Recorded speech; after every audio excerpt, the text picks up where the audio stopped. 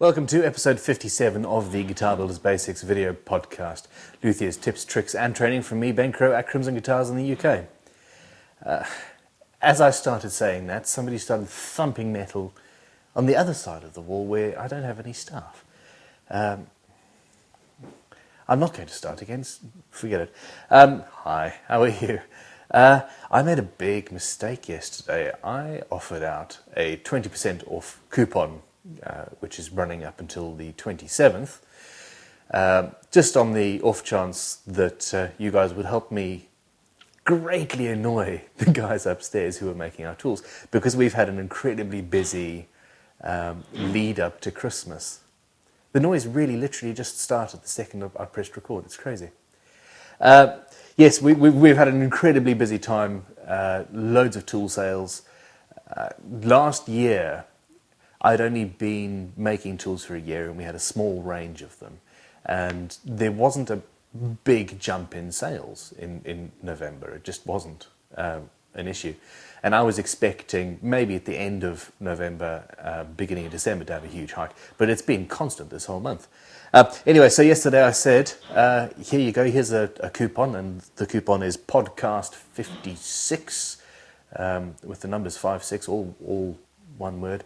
And if you put that into your shopping cart, you get a 20% discount off anything in the shop. And a lot of you have done it. And I'm afraid I have mutiny on my hands now.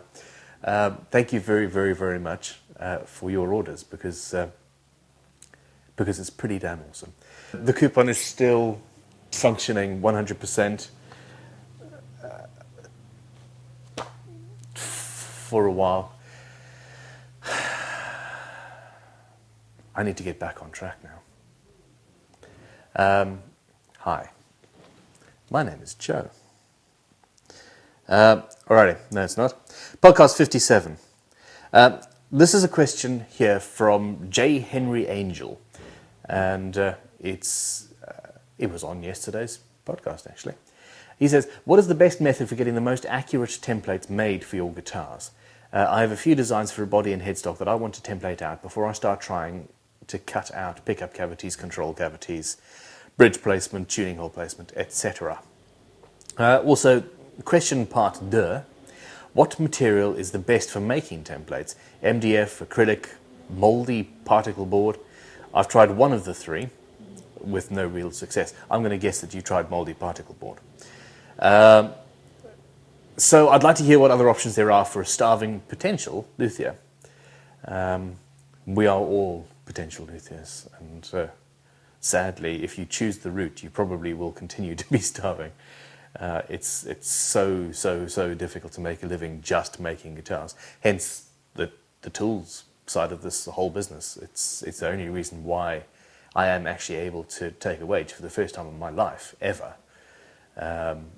It's difficult. It really is. Unless you have a CNC machine and really,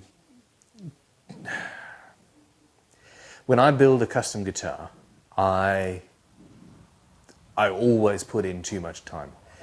I always go to the next level. I will phone the customer up and make 4 different versions of a control knob or a pickup surround, or I'll have an idea halfway through and say, oh no, if we do this and that, it'll be so much better. And 9 times out of 10, I don't charge for the extras. And in the end, it works out that the wage that you take is £2 or £3 an hour. It's just silly. If I had a CNC machine or a very good copy router or loads of very precise jigs, I could speed up, I suppose. But, yeah, it's not easy. Anyhow, see, there we go. That was a complete and utter digression. So again, thank you for buying tools, because it keeps all of this going. What is the best method for getting the most accurate templates made? Well, your terminology is getting the most accurate templates made. That is the best and most accurate method. Frankly, give your drawings to somebody who has a CNC machine and get them made.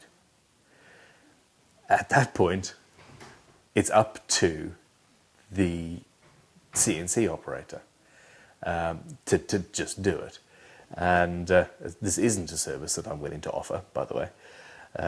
Not yet, no. Because we don't have time. However, as you're a starving luthier, I doubt that is the case.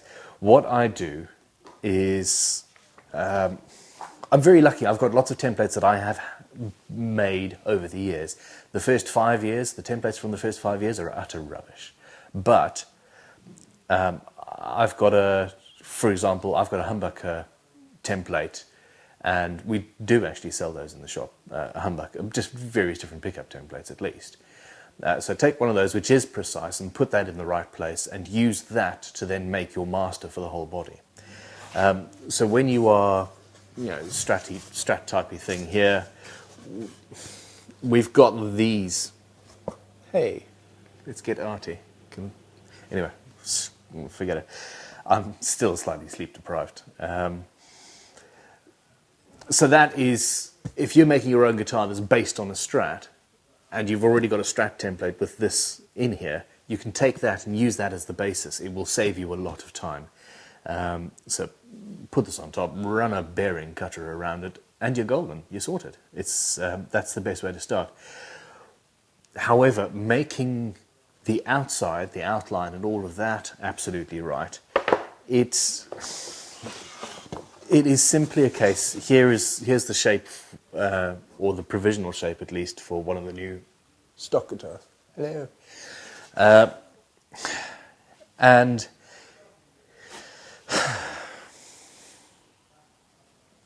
Shinto, Japanese saw rasp. I love this tool very much. And essentially that is what we use. You'll sit there, make your provisional template, and go around with hand tools, rasps, files, maybe a little plane. The most important thing is to keep the edge absolutely square. But finesse your shape, and it takes hours and hours and hours. And I really don't personally enjoy template making. I used to really, really, really hate it, but now it's just I don't enjoy it. But then again, I've got apprentices who can do it now, so that's pretty awesome. Now, the most important thing is don't just go and use that one and build a guitar with it. What I do is I'll make one by hand, and then I'll run a router around it and see and make a second one. Now, the second one should be your master, i.e. the template that you only use once or twice. This is based on if you want to make a guitar multiple times, obviously. So we make a rough one by hand, then we route around it, and the act of routing around it will give you a template with perfectly square sides. It might have lumps and bumps where the handmade one had variations in the side. And then on that master, you can just finesse it a little bit by hand. You might have to do that several times. You might have to make 4 or 5 templates before you get one that is absolutely perfect.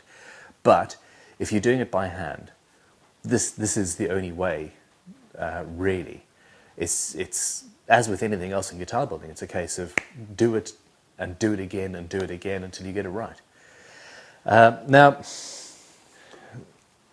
let me just go back to the question quickly here. Yeah, and that's it. The second part of the question is, what material is it? I thought there was a third one in there somewhere for some reason, because Tom interrupted me. Yeah, there may well, this is a large wodge of orders here, especially for the quiet time of our month. There will be a slight delay on some of these, but we'll be emailing you. Sorry. MDF acrylic moldy particle board. Never use particle board, period. That stuff is just not strong enough. Acrylic is, without a shadow of a doubt, the best material, I think, for a permanent template. However, you will have to make your first one out of something like MDF or plywood. Now, I like MDF, and I despise the stuff at the same time. It is noxious, nasty, nasty, nasty, nasty stuff. However, it is predictable. That's the word I want. Plywood, I can go down to my local timber merchant and I can buy a 9mm thick plywood. And it might be wonderful, but 9 times out of 10, it's been made in China and it's cheap and crappy, and sections of the veneer will be missing. So you end up with bits where your router will, the template just won't work, basically, because the bearing of your router is going to fall into a cavity. If you, however, have got a good supply of expensive ply, and you do get what you pay for, if you have got the choice of spending $20 or $40 or £40, why am I talking in dollars? My goodness. I really listen to way too many podcasts and they all seem to be based in the States. Shout out to Wood Whisperer and Matt's Basement Workshop and